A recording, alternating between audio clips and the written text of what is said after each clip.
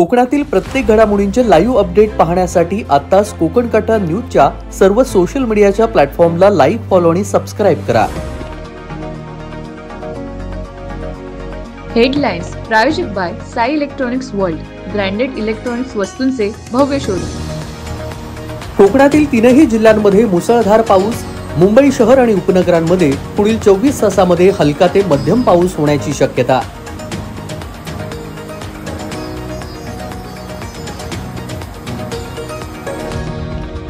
दापोली तालुक्यातील उन्नवरे गावातील बौद्धवाडी येथे भावानंच केला सख्या भावाचा खून.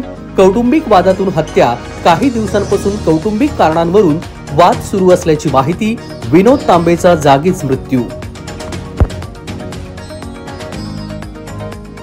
रत्नागिरी जिल्ह्यातील आरेवारे समुद्रकिनारी अंघोळीसाठी गेलेल्या एकाच कुटुंबातील 4 जणांचा दुर्दैवी मृत्यू.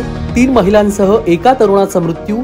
2 जण मुंब्र्यातील तर 2 जण रत्नागिरी ओसवाल नगर येथील असल्याची माहिती.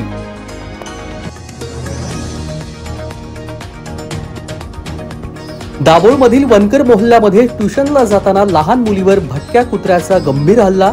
5 वर्षीय आयास सुरकोजी गंभीर जखमी. डोक्याला 25 टाके. दापोलीत सध्या उपचार सुरू. मुंबईतील कांदिवलीमधील सावली बार आमचा.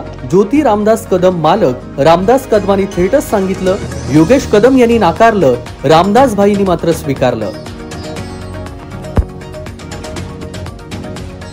खेडमधील कोतवलीच्या वाडीचा रस्ता गायब. 4 वर्ष निधी असूनही काम मात्र शून्य. 4 वर्षापासून रस्त्याच्या कामाची प्रतीक्षा. ग्रामस्थांचं सरपंचावरती भ्रष्टाचाराचे आरोप.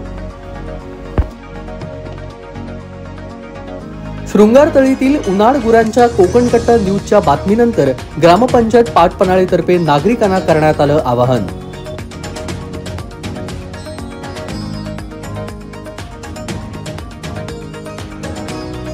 राजापूरमध्ये केमिकल टँकरला भीषण आग. आगीमध्ये टँकर जळून खाक. स्थानिकांच्या मदतीनं आगीवर नियंत्रण मिळवण्यात यश.